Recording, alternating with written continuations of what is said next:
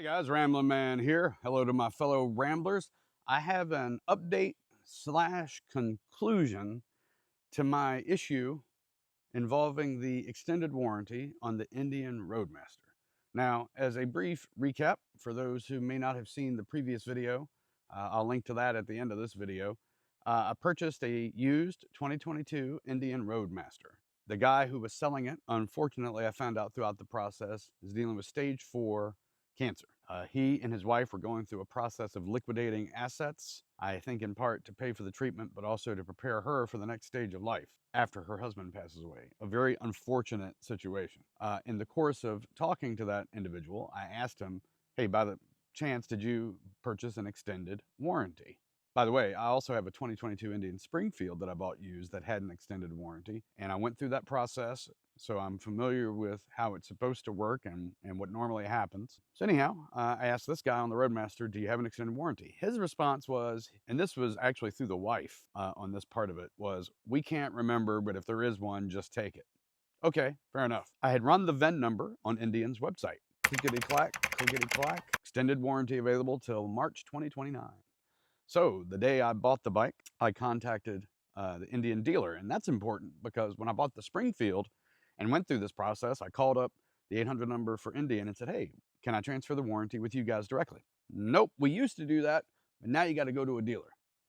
Okay, that's what I did with the Springfield, and it worked. They charged me to transfer that warranty that they're not supposed to do, charged me $100, transfer that warranty. Indian's response to that, tough luck, that's not our problem. That was back then, not real happy about it, but I paid the $100.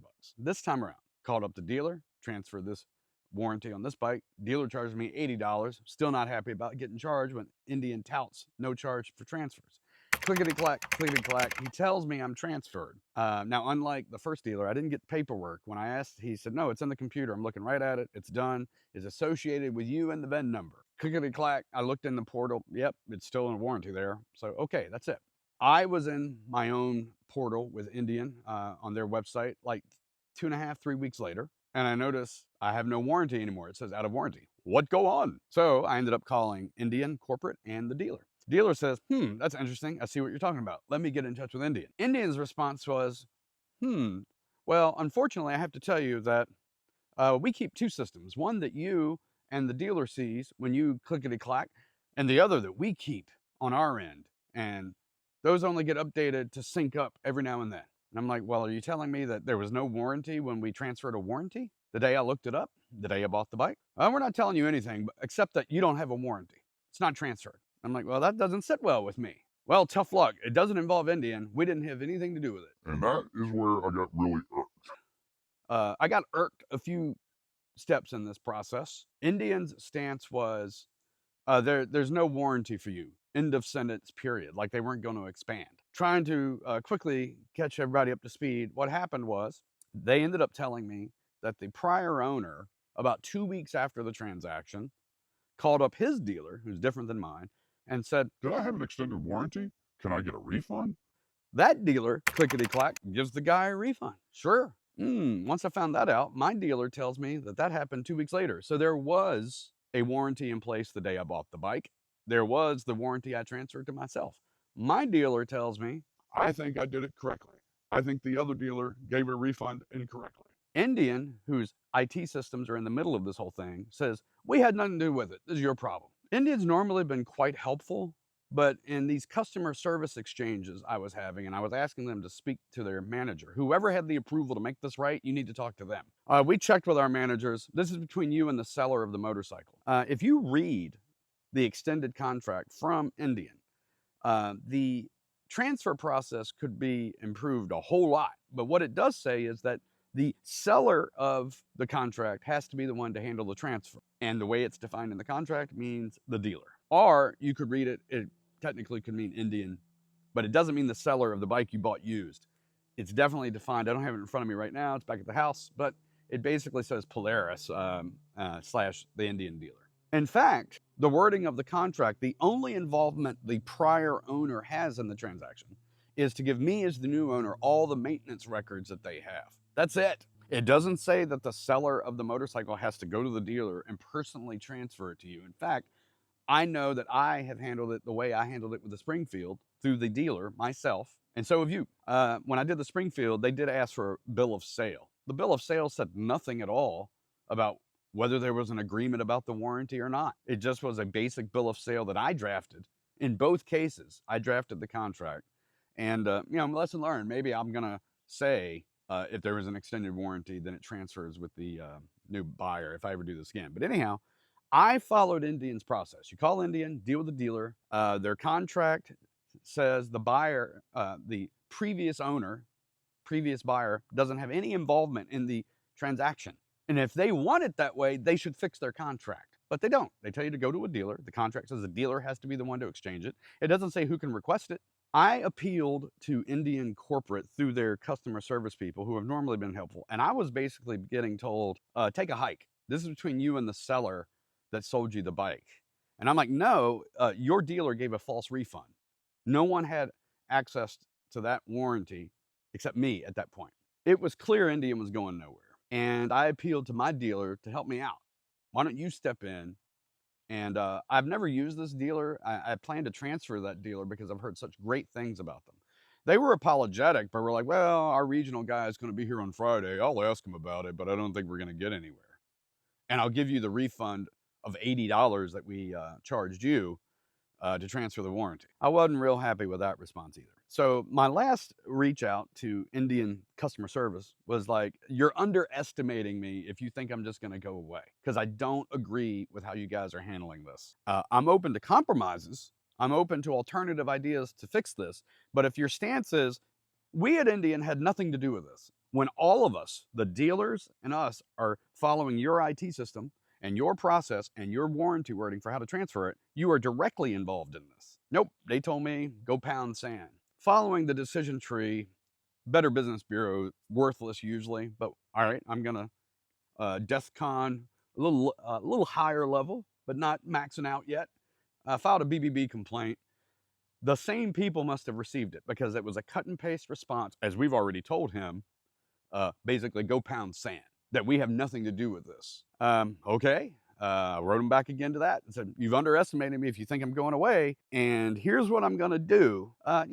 Social media threats don't mean anything. Like making little videos to get a couple hundred views don't mean anything. And I was on Indians discussion forums, and pretty much everyone agreed with me that this sucked the way that it was handled. Could we have done things better on our end to make it clear between me and the seller? Yeah, but the seller of the motorcycle has stage 4 cancer. I find it very hard to get upset with him no matter what he's doing. I don't think he did anything intentionally misleading. I think the wife was taking the lead because her husband's sick. Then I think after the transaction, who knows, somebody might have told the guy, oh, you have an extended warranty? You know you can get a refund on that, right? I really don't care what happened to make him call his dealer to see if he could get a refund, because the guy's got cancer. But what should have happened was I was the new owner, and that new dealer should have, on the refund, should have said, well, I'm sorry, the guy's already transferred it. To me, that was the breakdown. Of course, my dealer tells me he transferred it correctly. Indian ended up telling me they don't agree with that. If it was done correctly, we wouldn't have given a refund. I don't agree with that. So I told them, I said, look, if you don't respond to me, I'm going to file a complaint with the Attorney General in 3 states. My home state of Old Virginia. And let no man forget today that you are from Old Virginia! And a couple other states. I think one was Iowa, and one was where they have a manufacturing plant or something, the corporate headquarters. There were a reason for the 3. It's outrageous, egregious, preposterous. I am shocked and chagrined. Disappointed in my home state. I never got a response. And that's really irritating to me. They have a thing on their website in Virginia that says if this involves an out-of-state company, you have to go to their attorney general. And what you'll find is the attorneys general in other states will tell you, well, if you're not a citizen of our state, pound sand. We're here to protect our citizens. It did involve a dealer here in Virginia, but I was trying not to get him involved in that from that angle. So I was trying to point it to out of state, to who was making these decisions. I ended up getting a response from one of the attorneys general, who clickety-clack wrote Indian, or Polaris. I guess it ended up at Polaris. Whoever it ended up with, I ended up getting a response from a paralegal in the legal department at Polaris. From here, you can read between the lines of what I'm saying, but I can't say a whole lot about how we came to the conclusion. I can tell you, I got the Attorney General involved. The legal department was responding from Indian, who initially, by the way, gave me the same answer. There was no intent to transfer the warranty, which really irked me. After saying for weeks that they had nothing to do with this transaction, suddenly they're telling me, one of the two parties to the transaction, what the intent was. I'm like, are you calling me a liar of what I've told you that this guy said? I got really irritated with it. And Polaris tried to take the stance, well, we had nothing to do with this. This was the dealers. Okay, so what you're telling me, what I wrote back, you want me to sue my local dealer because this is a small claims court, civil matter. I don't think lawyers are even allowed to go in. I got time, and I felt that strongly about it. So you're telling me you want me to sue my local dealer because they're the ones involved in the transaction? Because I just want to be clear, because I'm going to talk with him about this. Well, they didn't like that answer either. So this is where things get, I can't get into it all. The end of the transaction, as I pushed back and we all negotiated, the warranty is restored. I have the warranty now to March 2029, which was the original warranty that was in place. I can say I ended up paying about $100 for that to get that reinstated. That's about it, right? That's about all I can say. That's all I'm going to say. It didn't have to be that difficult, right? Like, I think reasonable minds should have prevailed on a compromise. At no point in that did I stake out the extreme of, well, bless God, you better reinstate that thing or else. I was throwing out ideas like, hey, why don't you tell me what you refunded the guy and let me just pay it to reinstate it? And I'll go at it from that angle. I offered that on very early on, which I didn't think I needed to do. I don't think I did anything wrong in that transaction, except possibly could have made the receipt wording a little stronger. But no, we're not doing that. No, we're not doing that. It shouldn't have been this difficult for a customer that has owned now 3 Indians, 2 still in the garage, and then my Scout, with plans to buy more. Just didn't need to be this difficult. But I'm happy to say I got the warranty reinstated. I got contract wording, which I think the second dealer, when he transferred it, telling me I didn't need that paperwork. The first dealer who transferred it for me did, a different dealer. So that's the only doubt I have about the local dealer. You know, he didn't issue me the contract wording. So if you're going to transfer a warranty, you should get the contract wording with your name at the top. So just keep that in mind if you ever transfer a warranty. I'm glad I got the warranty squared away. That's about it. I think that's the conclusion of the matter. And I'm going to enjoy the bike, and hopefully we won't need that warranty, but at least it's there. So that means my Roadmaster is under warranty to March 2029. The 22 Springfield is actually covered until it's the year 2030, and I think it's January, but I have to double check. But that is 2030 on that bike. That's it. Rambler Man will see you on the road.